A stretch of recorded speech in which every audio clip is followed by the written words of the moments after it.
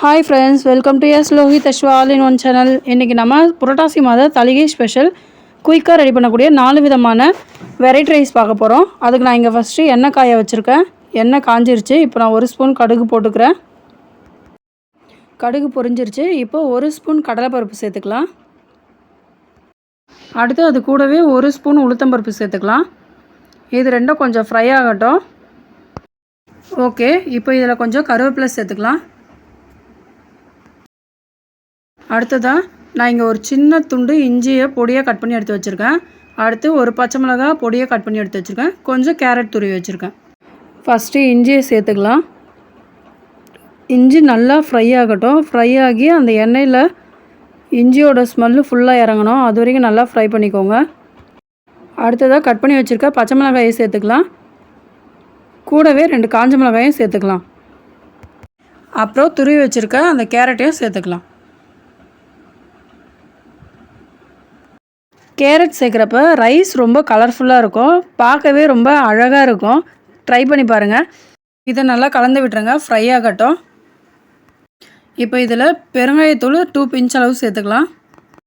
இதை நல்லா கலந்து விட்டாச்சு. இப்போ நான் இங்கே 200 கிராம் அளவு தயிர் சேர்த்துக்கிறேன். 200 கிராம் தயிருக்கு 250 கிராம் சாதம் சரியாக இருக்கும். தயிருக்கு தேவையான அளவு உப்பு சேர்த்துக்கிறேன். இப்போ இது கூடவே 50 ml அளவு தண்ணி ஊற்றிக்கிறேன். தயிர் சேர்த்தாச்சு. ஸ்டவ்வை ஆஃப் பண்ணிடலாம். நான் சாப்பாட்டில் எப்பவுமே உப்பு போட்டு தான் வடிப்பேன். அதனால தான் இங்கே தயிரில் மட்டும் உப்பு சேர்த்துருக்கேன். நீங்கள் சாப்பாட்டில் உப்பு சேர்க்காதவங்களா இருந்தால் தேவையான அளவு உப்பு சேர்த்துக்கோங்க. இப்போ நான் இங்கே சூடான சாப்பாடை சேர்த்துக்கிறேன்.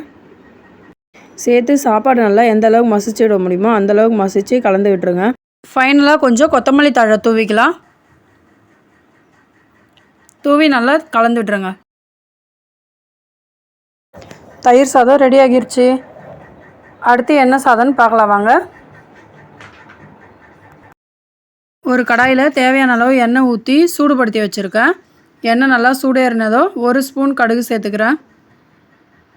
கடுகு பொரிஞ்சதும் 1 ஸ்பூன் சீரகம் சேர்த்துக்கலாம். அடுத்து 1 ஸ்பூன் வெந்தயம் சேர்த்துக்கிறேன். நான் காமிச்சிருக்க அளவு எல்லாமே இந்த குட்டி ஸ்பூன் அளவு தான் சொல்லியிருக்கேன். நம்ம அஞ்சரை பெட்டியில் இருக்கோம்ல அந்த ஸ்பூனு. அடுத்து கொஞ்சம் கடலைப்பருப்பு, அது கூடவே கொஞ்சம் உளுத்தம்பருப்பு சேர்த்துக்கலாம். அடுத்து ஒரு பச்சை மிளகாய் கட் பண்ணி வச்சுருக்கேன், அதை சேர்த்துக்கிறேன். அது கூடவே 2 காஞ்ச மிளகாய் சேர்த்துக்கிறேன். நீங்கள் உங்கள் காரத்துக்கு ஏற்ற மாதிரி அதிகமாகவோ குறைவாகவோ சேர்த்துக்கலாம். ஒரு கொத்து கருவேப்பிலை சேர்த்துக்கிறேன். இப்போ இதை நல்லா கலந்து விட்டுடலாம். எல்லா பொருட்களும் நல்லாவே வறுபட்டுருச்சு. இப்போ இதில் 1/4 ஸ்பூன் அளவு மஞ்சள் தூள் சேர்த்துக்கிறேன். மஞ்சள் தூள் சேர்த்து நல்லா கலந்து விட்டுருங்க. நான் இங்கே 2 சின்ன சைஸ் லெமன் எடுத்து வச்சுருந்தேன். அந்த லெமனோட ஜூஸ் எடுத்து வச்சுருக்கேன். இப்போ இதை உள்ளே சேர்த்துக்கலாம். சேர்த்து நல்லா கொதிக்க விடலாம். நம்ம சேர்த்த லெமன் ஜூஸ் நல்லாவே கொதிச்சிருக்கு.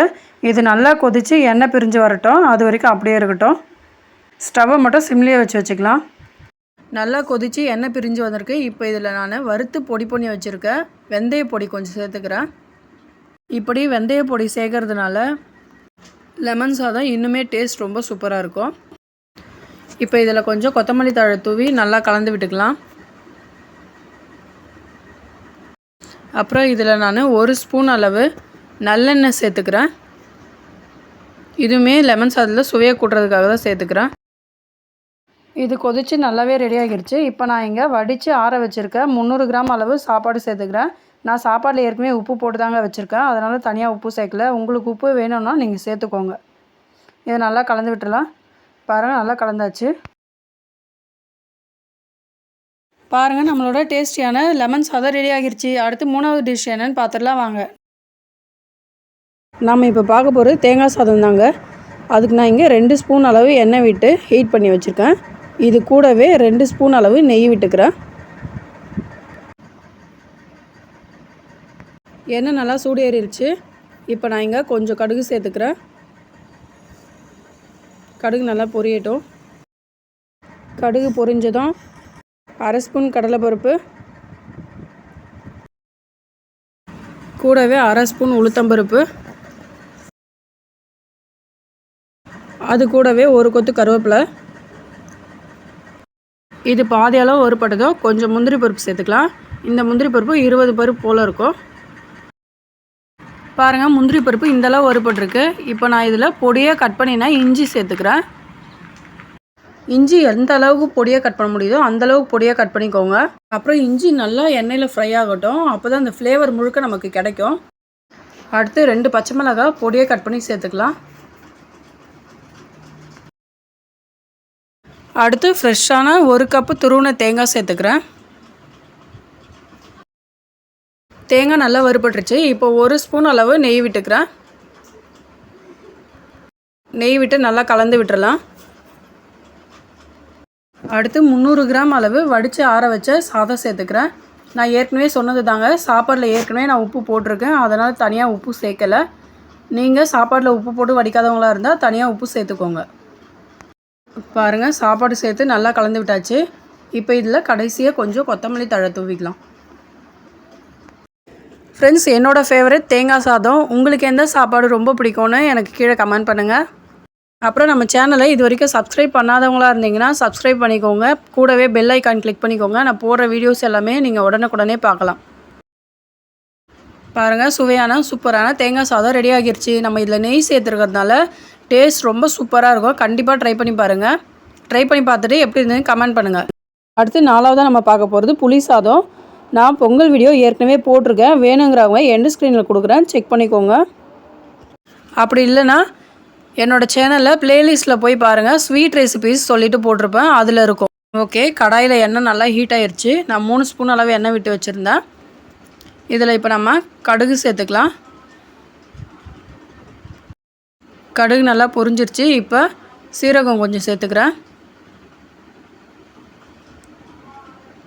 அடுத்து கொஞ்சம் கடலைப்பருப்பு, அது கூடவே கொஞ்சம் உளுத்தப்பருப்பு.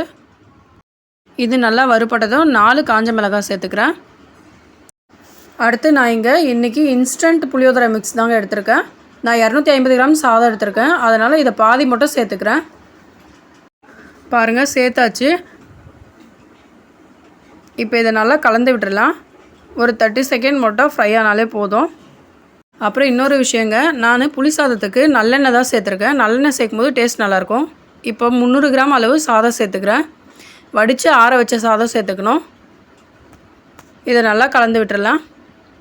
பாருங்கள், நல்லா கலந்தாச்சு. இப்போ இதில் ஃபைனலாக கொத்தமல்லி தழை தூவிக்கிறேன்.